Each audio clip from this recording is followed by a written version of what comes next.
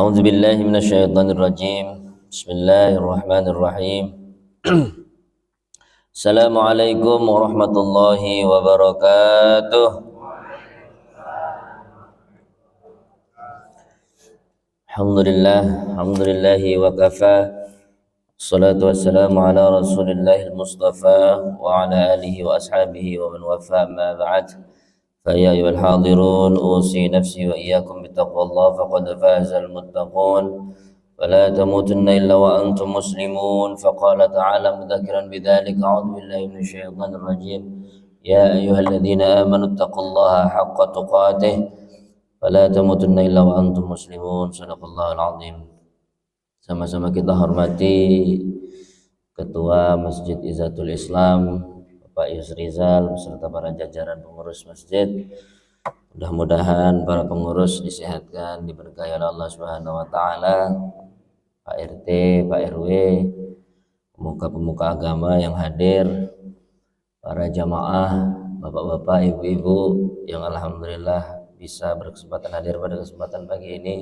Mudah-mudahan kita semuanya diberkahi oleh Allah Subhanahu wa taala. Amin ya rabbal alamin. Sehat-sehat gak lah bapak-bapak, ibu-ibu? Nah, bapak-bapaknya udah ada, yel-yelnya udah ada.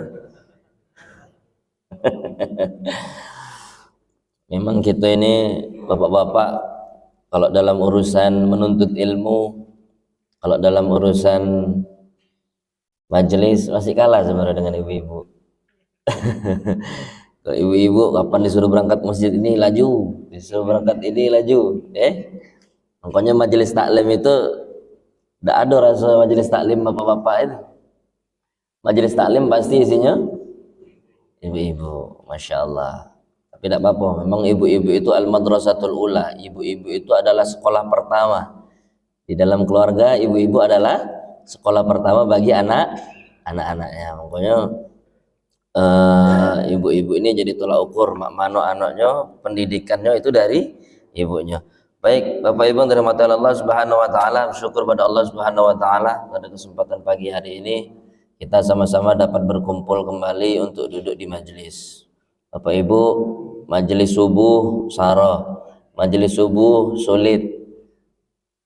Bapak Ibu boleh hadir subuh ini tapi belum tentu hadir majelis subuh yang akan datang.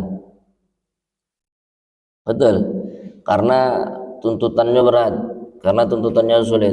Maka dari itu Rasul pernah bersabda, rakaataini qabla al-fajri khairum minad dunya wa ma fiha. 2 rakaat sebelum subuh itu lebih baik daripada dunia dan seisinya. Itu 2 rakaat sebelum subuh. Sebelum subuh. Mak mana salat subuhnya? Tidak ada salat yang lebih hebat, ya, melampaui hebatnya sholat wajib. Ini jangan terbalik. Bapak Ibu rajin sholat tahajud, bangun jam 3, tapi sholat subuhnya lewat. Jangan terbalik. Maka level pertama dari sholat, kita kan bahas sholat Bapak Ibu, ini belum masuk pada materi. Level pertama sholat adalah sholat wajib. Sehebat apapun fadilah sholat sunnah tidak akan bisa mengalahkan fadilahnya sholat wajib. Maka perhatikan sholat wajibnya. Level kedua sholat setelah sholat wajib adalah sholat sunnah rawatib. Berapa sholat sunnah rawatib? Berapa rakaat dalam sehari? Berapa? Kalau sholat wajib berapa rakaat? Kalau sholat wajib 17 rakaat. Lihat Al-Quran surat yang ke-17. Quran surat ke-17 Quran surat Al-Isra. Ngapa kira-kira? Kok 17 rakaat salat wajib, Quran surat ke-17 surat Al-Isra. Karena salat itu diturunkan perintahnya saat peristiwa Isra dan Mi'raj tuh. Kalau salat sunnah rawatib berapa rakaat? Kita cek. 2 rakaat sebelum subuh. Setelah subuh ada salat zuhur. Subuh dulu, subuh. 2 rakaat subuh. Setelah subuh ada salat enggak? Tidak ada sholat, berarti hanya subuh, hanya dua rakaat sebelum subuh. Maka jangan ada bapak sholat ba'diyah subuh. Nah, ini kurasa ngerti kalau. Habis itu bertemu dengan zuhur. Zuhur ada sholat qobliyah? Ada. Berapa rakaat? 4 qobliyah zuhur. 1, 2. Berarti 2 tambah 4, 6 rakaat. Ba'diyah zuhur ada? Ba'diyah zuhur ada 2 rakaat ba'diyah zuhur, berarti sudah 8. Oh ya, untuk qobliyah zuhur kalau waktunya cukup maka kerjakan 4. Kalau waktunya tidak cukup boleh dikerjakan 2 saja. Asar ada qobliyah? Tidak. Ba'diyah ada? Tidak. Kemudian maghrib ada qobliyah? Tidak ada. Ba'diyah maghrib? Ada. Maka ba'diyah maghrib 10. Kemudian isya qobliyah ada? Ada. Ba'diyah isya? Ada. Maka ditambah 2 lagi. Berarti berapa totalnya? Ada 2, ada 12. 12 sholat sunnah rawatib. Barang siapa yang mengistiqomahkan sholat sunnah rawatib yang jumlahnya 12 ini, maka insya Allah akan dibangunkan rumah di surga. Mau Pak dibangunkan rumah di surga? Tidak usah di surga, di dunia mau? Dibangunkan, maksudnya dibangunkan tuh tidak usah mikir lokasinya di mana, biayanya berapa. Di dunia dibangunkan rumah, fasilitasnya diisinya, mau? Nah, bagaimana kalau kita dibangunkan rumah di surga? Maka Bapak Ibu jangan kebalik, sholat duhanya hebat, tahajudnya hebat, tapi rawatibnya tidak dikerjakan, bolong-bolong. Maka yang tadi sholat subuh termasuk saya tidak dapat 2 rakaat sebelum subuh, maka apa yang dilakukan? Maka harap diusahakan untuk diqadha. Ya, usahakan untuk diqadha. Kapan diqadhanya Ustaz? Habis subuh kan tidak boleh sholat.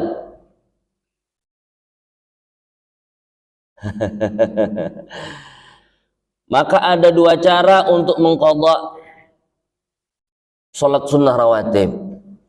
Ada ulama berbeda pendapat. Ada ulama yang berpendapat boleh dikerjakan langsung setelah sholat subuh. Tapi menurut hemat kami lebih aman, ya, lebih aman kalau Bapak Ibu percaya dengan pendapat yang ini, maka Bapak Ibu silakan sholat qadhanya, sholat sunnahnya di rumah. Kaget kalau digawe ke di sini, dikira Bapak Ibu itu sesat oleh orang-orang yang tidak tahu. Dalilnya apa Ustaz? Pernah suatu ketika ada para sahabat Nabi kaget konfirmasi, ya, ke istri Nabi, ya, yang bernama Ummu Salamah. Konfirmasi, wahai Ummu Salamah istri Nabi, saya dengar info katanya Nabi sholat ba'da asar, padahal sholat ba'da asar itu tidak boleh, betul ya? Tapi ngapo Nabi sholat ba'da asar? Silakan konfirmasi ke Sayyidah Aisyah. Ya, maka datang ke Sayyidah Aisyah, konfirmasi, betul tidak Nabi sholat ba'da asar? Ternyata ketika itu kondisinya seperti ini. Apa ya sholat Nabi ba'da asar itu? Nabi sholat ba'da asar itu beliau mengqadha sholat ba'diyah zuhur yang tidak sempat beliau kerjakan karena beliau sedang menemui tamu. Berarti boleh tidak sholat qadha dikerjakan di waktu-waktu terlarang? Boleh tidak? Boleh. Tapi menurut guru kami yang paling aman adalah sholat qadha qobliyah subuh dikerjakan setelah terbit matahari. Nah, itu lebih aman. Artinya setelah masuk waktu duha, ibu-ibu, bapak-bapak. Ya, jadi yang belum sempat sholat qobliyah subuh, fadilahnya tinggi.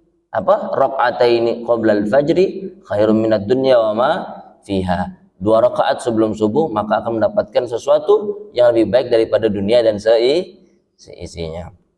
Baik Bapak Ibu dirahmati Allah Subhanahu wa taala, melanjutkan kajian kemarin bagaimana cara belajar, betul ya? Bapak Ibu perhatikan sini, Bapak Ibu jangan sia-siakan waktu yang mahal ini. Imam Az-Zarnuji, penulis kitab Ta'lim Muta'alim, berkata, banyak orang yang belajar tapi tidak sampai kepada tujuan belajar. Saya ulangi ya.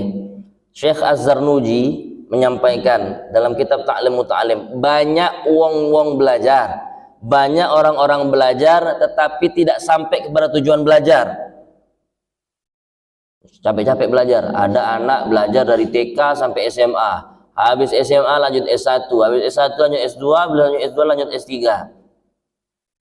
Pintarnya tidak pintar, pintar setengah-setengah. Kalaupun pintar dia sombong, kalau dia tak sombong dia masuk ke dalam pemerintahan, di pemerintahan pasti rusak. Benar. Lihatlah oknum-oknum pejabat tuh, bodoh ya? Ya, ada yang S3, ada yang S2, ada yang S-teler, ada S1, ada ini macam. Saat mimpin di pemerintahan, mohon maaf, ada beberapa oknum yang gawainya apa? Korupsi. Ada gawainya ini. Orang pintar apa orang bodoh? Orang pintar kan? Tapi itu tadi, tidak sampai kepada tujuan belajar. Karena apa? Karena bisa jadi niat belajar, cara belajarnya salah. Bapak Ibu, Bapak Ibu datang melok taklim subuh, melok taklim subuh, itu berat, capek. Kalau Bapak Ibu tidak sampai kepada tujuan belajar, kalau kata aku Bapak Ibu, lemak tidur di rumah. Iya, daripada setengah-setengah, ya kan? Maka Bapak Ibu jangan sia-siakan momen kesempatan ini. Ikuti cara belajar. Apa kata Syekh Az-Zarnuji? Mereka tidak sampai kepada tujuan belajar karena mereka tidak ngerti cara belajarnya. Maka diciptakanlah kitab namanya Ta'lim Muta'alim. Apa kitab Ta'lim Muta'alim? Kitab cara belajar. Bapak Ibu, cara belajar banyak. Kemarin sudah saya sampaikan dua. Yang pertama apa? Niat ikhlas. Niat ikhlas penting Bapak Ibu. Niat ikhlas sangat penting. Karena niat ikhlas diantara fadilahnya adalah menentukan posisi kita kakek di akhirat. Ada hadis yang sangat terkenal dari sahabat Abu Hurairah. Sahabat Abu Hurairah pernah ditanya, "Wahai Abu Hurairah, ceritakan kepada saya tentang satu hadis yang tak pernah didengar oleh orang lain." Ya. Jadi Abu Hurairah menjelaskan, "Saya ingin ceritakan satu hadis kepadamu yang diceritakan Rasul langsung kepadaku dan tidak ada orang lain yang didengar cerita ini." Artinya Rasul hanya menyampaikan kepada siapa? Sahabat Abu Hurairah. Saat sahabat Abu Hurairah pengen menceritakan Bapak Ibu, dia nangis. Dia nangis sedih, tidak pacak melanjutkan cerita itu. Habis itu sudah reda nangisnya, diusap wajahnya, dia ngulangi ceritanya. Baik, aku akan ceritakan satu kisah ini yang diceritakan kepada Rasul, dan Rasul tidak ceritakan kepada orang lain selain padaku, karena dalam ruangan itu cuma ada Rasul dan sahabat Abu Hurairah. Lanjutkan kisah itu. Saat mengulang kisahnya yang kedua kali, sahabat Abu Hurairah nangis lagi, semakin jadi nangisnya. Bahkan menurut riwayat hadis itu sampai tersungkur dia, saking sedihnya Bapak Ibu. Kemudian dilanjutkan kisahnya yang ketiga atau yang keempat, menurut riwayat ada yang bilang yang ketiga, ada yang bilang momen keempat baru sahabat Abu Hurairah ini berhasil menceritakan itu. Apa ceritanya? Pada saat hari kiamat nanti, Allah yanzilu ilal ibadi, Allah langsung turun kepada hamba-hambanya. Ngapain? Yahkumu, dia menghukumi setiap amal-amal manusia, gawe-gawe manusia di dunia. Siapakah orang-orang pertama yang dipanggil nanti di akhirat? Orang yang pertama dipanggil, yang pertama ahli-ahli Al-Quran. Yang kedua siapa? Yang kedua adalah orang-orang yang kaya. Yang ketiga siapa? Orang-orang yang mati di jalan Allah. Tiga orang golongan yang pertama kali dipanggil. Hei para ahli Al-Quran, maju ke depan. Nah, kurang lebih kayak itu nah. Maju ke depan satu persatu. Si A, si Fulan, maju ke depan. Kamu semasa hidup di dunia saya berikan kamu ilmu agama, saya mudahkan kamu untuk hafal Al-Quran. Untuk apa ilmu tersebut? Kemudian Fulan menjawab, "Ya Allah," dalam satu hadis disampaikan, "Aku dengan ilmu agamaku aku mendirikan sholat, Tak cukup paginya aku dirikan, malamnya aku dirikan sholat. Di hadis yang lain disampaikan, ya Allah, aku menyampaikan ilmumu dengan ikhlas. Apa kata para malaikat? Dia bohong ya Allah. Maka di mana posisinya orang ini? Di neraka. Orang yang kedua dari golongan orang-orang yang kaya. Wahai orang yang kaya, semasa hidup di dunia kamu gunakan untuk apa kekayaanmu? Ya Allah, aku menyambung silaturahmi. Senang enggak uang itu dengan harta? Bapak Ibu kalau dikasih duit senang? Dikasih bantuan senang? Oh, senang. Dengannya aku menyambung silaturahmi ya Allah. Dengannya aku berinfak di jalanmu ya Allah. Apa kata malaikat? Dia bohong ya Allah. Di mana posisi orang kaya tadi yang rajin infak tadi? Di neraka. Yang terakhir dari 3 golongan ini siapa? Orang yang mati di jalan Allah, berperang di jalan Allah. Woi, orang yang berperang di jalan Allah mati maju. Kenapa tujuan kamu berperang? Saya tujuan berperang itu agar membela agamamu ya Allah. Apa kata malaikat? Dia telah bohong ya Allah. Maka posisinya di mana? Di neraka. Ingat Bapak Ibu, perhatikan, yang menyebabkan sahabat Abu Hurairah sedih, mereka ini orang-orang hebat di dunia. Yang pertama, ahli agama. Tapi salah niat, posisinya di mana? Neraka. Orang kaya, rajin sedekah, ahli sedekah, salah niat, posisi di mana? Di neraka. Orang yang mati, habis nyawanya, ibu-ibu, bapak-bapak, kita yang di dunia nganggap dia itu pejuang, nganggap dia ini mujahid, nganggap dia ini pasti dia ini masuk mati syahid, ya. Pasti dia mati syahid. Kalau mati syahid pasti masuk dalam surga. Tapi ternyata saat diperiksa amalannya, posisi dia di mana? Neraka. Kita ahli agama, Bapak Ibu ahli agama, orang kaya, rajin bersedekah, mati di jalan Allah. Nah, yang bertiga saja hisapnya masih menegangkan, mak mano kita bukan dari golongan yang 3 ini. Ya, maka Bapak Ibu yang dirahmati Allah, pesan yang pertama, cara belajar niatnya harus ikhlas. Kalau tidak ikhlas, sia-sia. Ya, al-ikhlasu ruhul amal. Ikhlas itu ruhnya pekerjaan. Ya, maka kalau tidak ada keikhlasan, maka amalannya tidak ada ruhnya. Itu yang pertama. Cara pertama apa? Cara belajar ikhlas. Yang kedua, cara yang kedua adalah nulis. Ya, maka Bapak Ibu usahakan bawa buku tulis. Kalau Bapak Ibu hadir melok kajian, bawa buku tulis. Melok ceramah, hadir ceramah, bawa buku tulis. Tapi jangan bawa buku tulis baik. Bawa pulpennya juga. Kalau bawa buku tulis dan ada pulpennya, apa nih kamu? Kenapa Ustadz kita harus bawa buku tulis dan pena? Ayat pertama yang turun dalam Al-Quran, Quran surat Al-Alaq ayat 1 sampai dengan ayat 5. Apa isi firman-Nya? A'udzubillahi minasyaitonirrajim. Iqra bismi rabbikal ladzi khalaq. Perhatikan kalimat pertamanya, Iqra. Iqra itu artinya bacalah. Iqra itu artinya belajarlah. Kemudian firman yang turun kedua setelah Quran surat Al-Alaq apa? Terjadi perbedaan pendapat di antara ulama. Tapi di antara pendapat itu ada yang berpendapat bahwasanya Quran firman yang turun kedua setelah Quran surat Al-Alaq adalah Quran surat Al-Qalam. Qalam itu artinya apa? Pena, pulpen. Berarti logikanya kalau kita habis belajar kita harus ngapain Bapak Ibu? Nulis. Ini yang jarang dipakai oleh orang-orang. Di antara fadilah, ini saya rangkum ya. Pelajaran yang kemarin kuulang sedikit ya. Di antara fadilah dari menulis adalah masalah sebesar apapun bisa diselesaikan dengan menulis.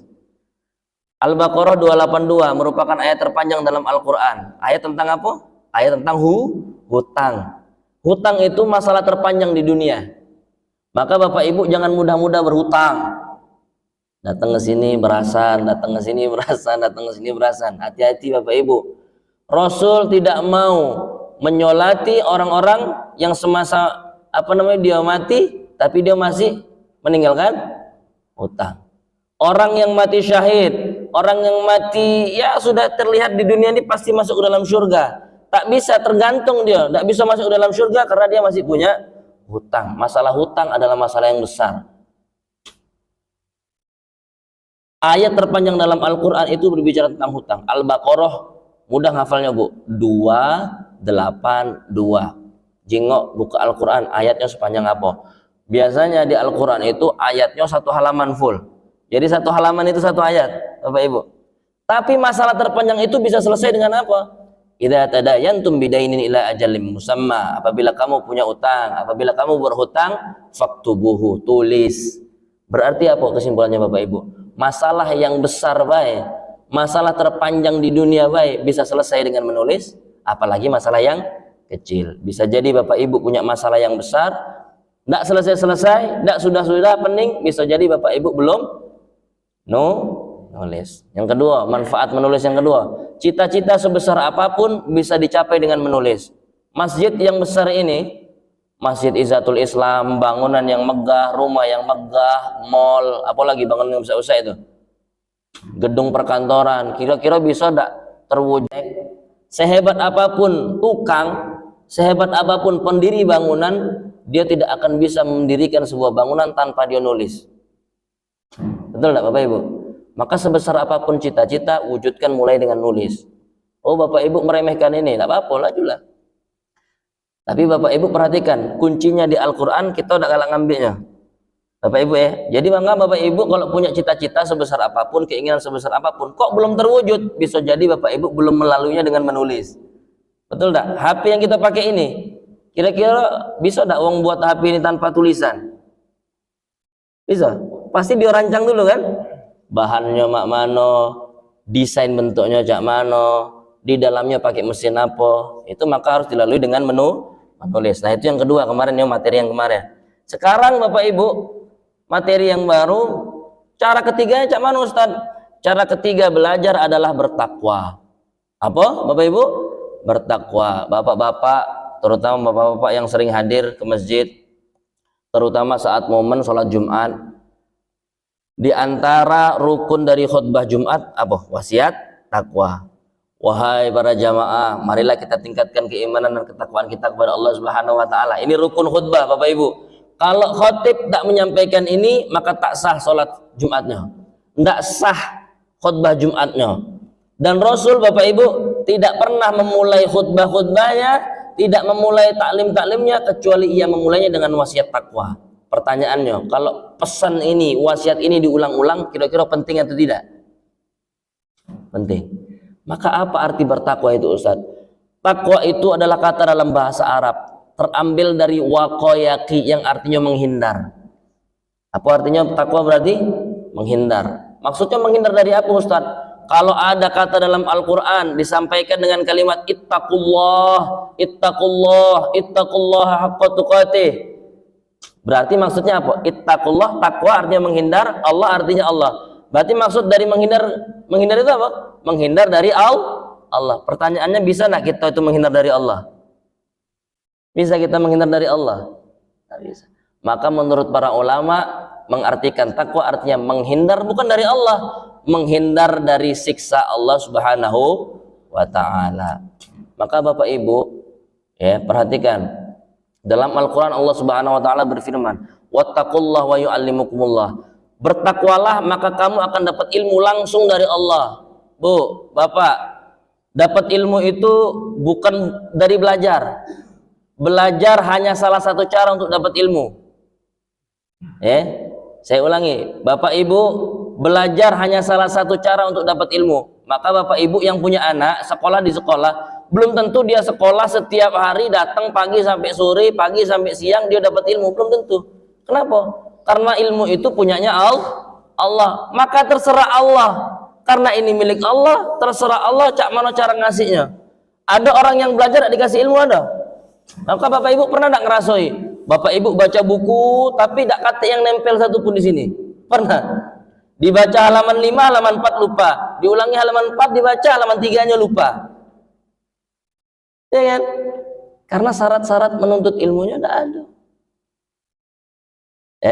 Bapak Ibu wattaqullah wa yu'allimukumullah. Bertakwalah maka Allah akan kasih kamu ilmu. Maka Bapak Ibu pernah suatu ketika Imam Syafi'i ngadu kepada gurunya, Imam Waqi'. Syakautu ila Waqi'in su'a hifzi. Aku mengadu kepada guruku Imam Waqi'. Gara-gara aku sulit menghafal. Imam Syafi'i sulit menghafal. Apa kata gurunya? Fa arsyadani ila tarkil ma'asi. Maka kata guruku memberikan nasihat kepadaku, tinggalkan maksiat. Maka Bapak Ibu kalau lagi belajar, sedang belajar, masih gawe maksiat, ilmu itu pasti hilang. Jelas? Belajar, ibu-ibu yang rajin majelis taklim, belajar tapi galak ngatoi wong. Tuh, hapus, hilang, ilmunya hilang. Kalaupun menghafal pasti susah itu, pasti sulit. Dipelajari subuh ini 3 langkah ke arah rumah hilang. Jadi syarat yang selanjutnya adalah bertakwa. Artinya apa? Menghindari siksa Allah. Menghindar dari siksa Allah itu bukan berarti menghindar dari hal-hal buruk baik. Mencuri tidak, apa namanya lagi? Berzina tidak, minum-minum khamr tidak. Bukan hanya itu Bapak Ibu. Dalam perbuatan baik juga ada sesuatu yang harus kita hindari. Sholat baik tidak? Baik. Tapi ada potensi buruk tidak dalam sholat gitu? Ada. Apa? Sombong. Kemudian apa? Berbanyak-banyak, berlebih-lebihan dalam ibadah. Apalagi? Jadi orang pintar. Bagus tak? Bagus. Tapi kalau tidak bertakwa, dia jadi orang pintar yang sombong. Jadi orang yang menyalahgunakan kepandaiannya. Dengan kepintarannya dia mencelakakan orang. Dari kepandaiannya dia manipulasi laporan keuangan. Dari kepandaiannya dia ini itu dan lain sebagainya. Tidak ada bertakwa di situ. Kira-kira dapat ilmu tidak? Tidak. Maka Bapak Ibu yang dirahmati oleh Allah, ingat, inna akramakum indallahi atqakum. Sesungguhnya manusia yang paling mulia di mata Allah adalah orang-orang yang bertakwa. Ciri-ciri dari orang yang bertakwa yang nomor 1 apa? Adalah orang-orang yang mendirikan sholat. Ditemukan dalilnya di mana? Quran surat Al-Baqarah pada ayat kedua dan ketiga. A'udzubillahi minasyaitonirrajim. Alif lam mim. Dzalikal kitabu la raiba fih hudal lil muttaqin. Siapa orang-orang muttaqin itu? Siapa orang-orang yang bertakwa itu? Dijawab pada ayat selanjutnya. Alladzina yu'minuna bil ghaib wa yuqimunas shalah. Dia beriman kepada hal yang gaib, wa yuqimunas shalah, dan dia mendirikan salat. Mendirikan, Bu, bukan hanya melaksanakan, lain. Kakek kita jelaskan apa perbedaan antara mendirikan sholat dengan melaksanakan sholat itu.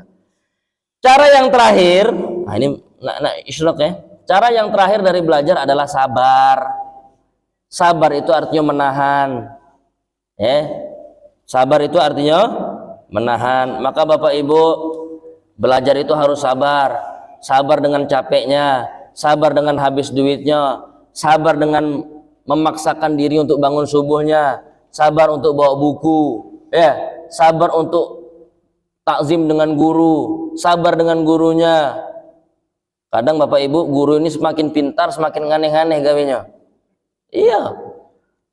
Ada yang rambutnya kusut, ada yang dia itu gawe ini, gawe-gawenya itu kadang-kadang tak terprediksi, betul. Dan guru itu bukan nabi. Kalau nabi maksum, nabi tidak punya dosa. Tapi kalau guru punya dosa tak? Akhirnya ketika dia sedang belajar dengan seorang guru, ketika melihat keburukan gurunya, dia tidak sabar. Kok guru aku mah ini, sudahlah aku tidak galak belajar dengan dia. Nah itu yang salah. Maka belajar itu pedih. Belajar itu pedih.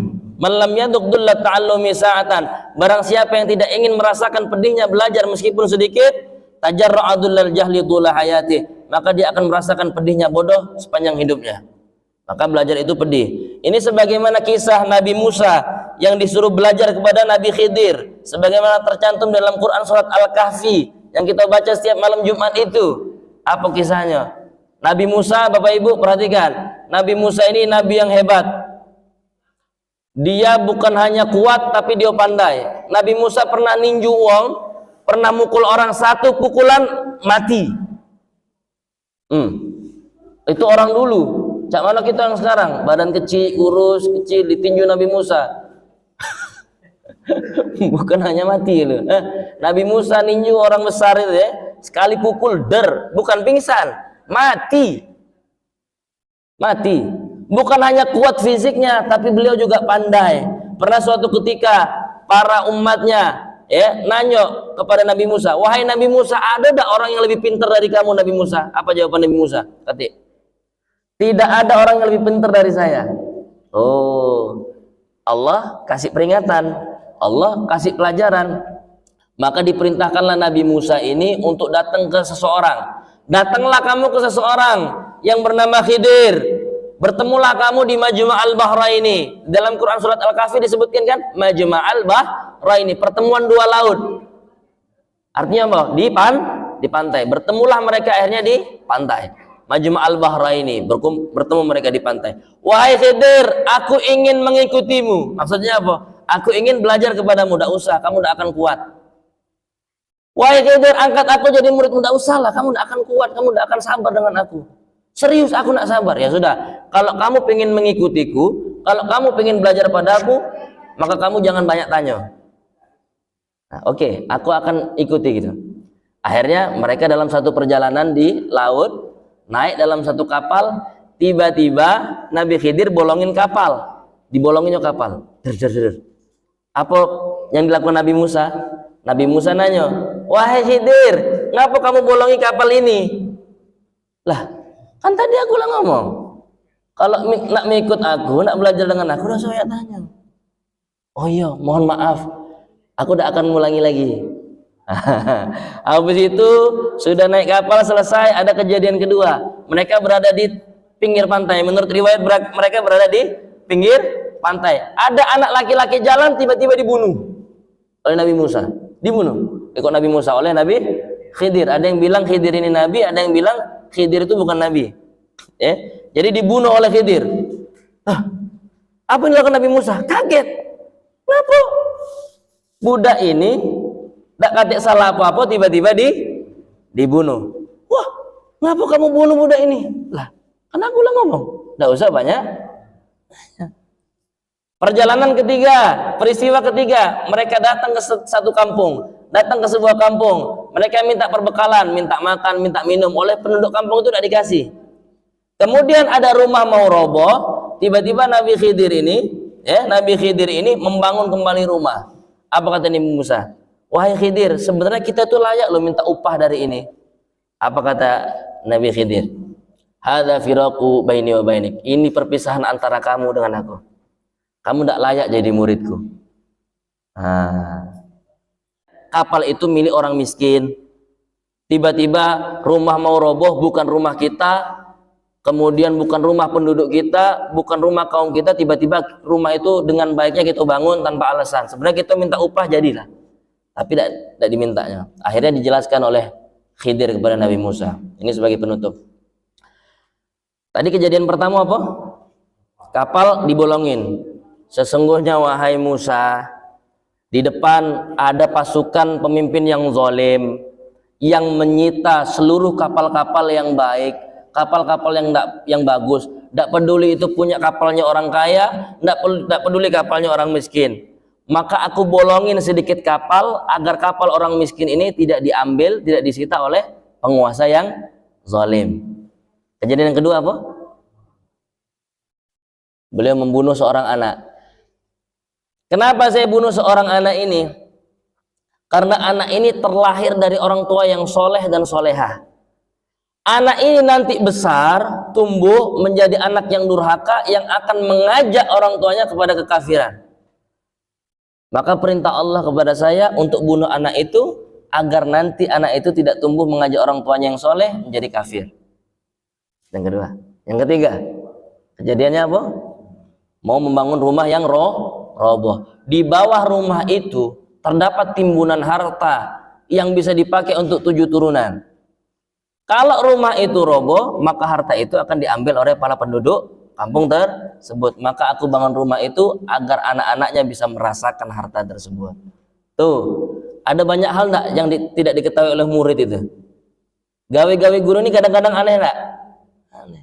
Tapi kadang-kadang Bapak Ibu, guru itu melihat sesuatu yang tidak dilihat oleh muridnya. Maka seorang murid wajib bersabar. Ya, di antara adab dari belajar itu adalah tidak berpindah-pindah guru.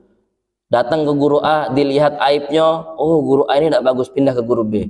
Guru B datang, dilihat aibnya, tidak cocok, pindah lagi ke guru C. Itu kalau diibaratkan guru itu seperti sekolah Bapak Ibu. Bapak Ibu nyekolahkan anak di sekolah A. Caknya tidak bagus ini, sekolah A ini.